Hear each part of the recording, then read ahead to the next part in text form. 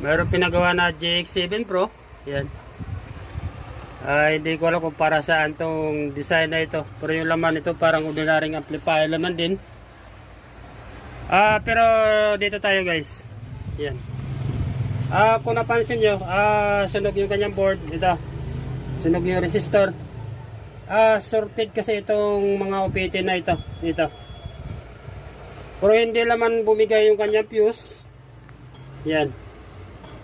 12 amperes ang nakalagay sa kanyang fuse, pero yung laman ng fuse ay akala mo alambre.